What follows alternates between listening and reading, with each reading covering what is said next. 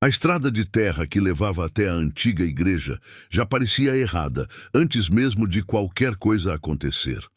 O vento soprava frio demais para aquela época do ano, e a lua, quase cheia, iluminava o caminho com uma luz pálida e doente.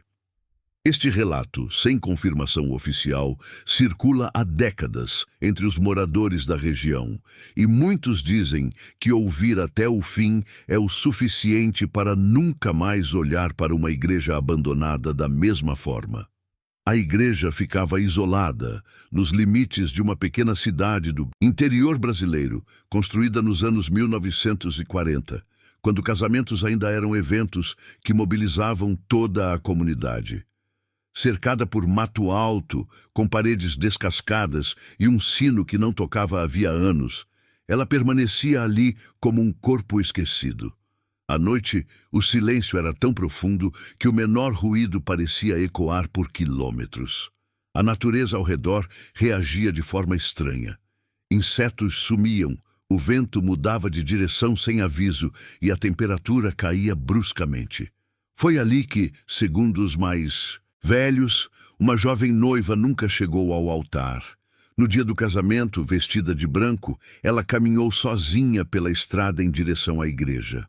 O noivo nunca apareceu. A família esperou.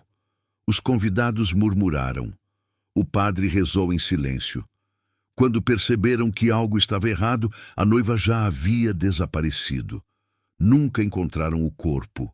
Nunca houve enterro. Apenas o vestido foi achado dias depois, sujo de barro, estendido no chão da nave da igreja, como se alguém o tivesse deixado ali de propósito. As primeiras manifestações começaram anos depois. Pessoas que passavam pela estrada à noite diziam ver uma figura branca ao longe, imóvel, voltada para a igreja. Quando se aproximavam, sentiam uma pressão no peito, como se o ar ficasse pesado demais para respirar. O cheiro de flores surgia sem explicação. Relógios atrasavam, lanternas piscavam. O tempo parecia hesitar naquele ponto, como se não soubesse se avançava ou recuava. O primeiro evento perturbador envolveu um casal que resolveu explorar a igreja por curiosidade. Ignoraram os avisos e entraram pouco antes da meia-noite. Dentro, o ar era gelado e o chão rangia sob os passos. No altar, marcas antigas de velas queimadas ainda permaneciam. Foi então que ouviram um som baixo, como tecido sendo arrastado. Uma silhueta branca cruzou o corredor central lentamente. A mulher começou a chorar, sem entender por quê. O homem sentiu as pernas falharem. Quando conseguiram sair, estavam diferentes. Ela nunca mais falou.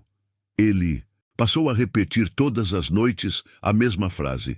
Ela ainda está esperando.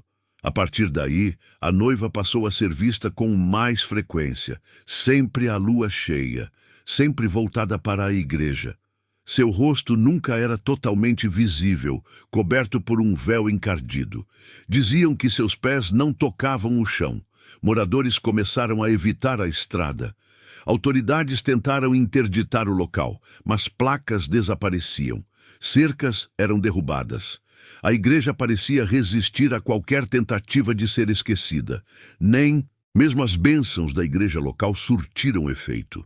Padres relatavam sentir um peso inexplicável ao se aproximar do altar antigo, como se estivessem invadindo algo que não lhes pertencia.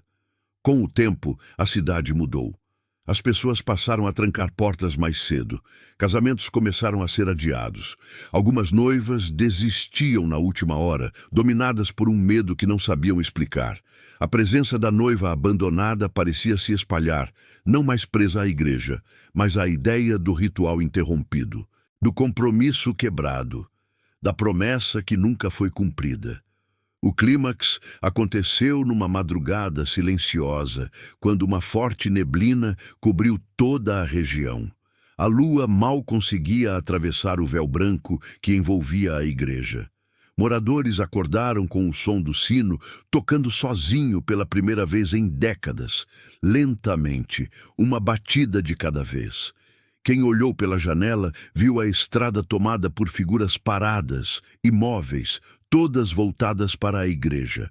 No centro, a noiva caminhava em direção ao altar, finalmente, passo após passo. Dentro da igreja, o espaço parecia maior, distorcido. As paredes respiravam. O altar estava iluminado por uma luz fria. Quando a noiva chegou ao último degrau, o véu caiu, revelando um rosto vazio, sem expressão, marcado por anos de espera e dor.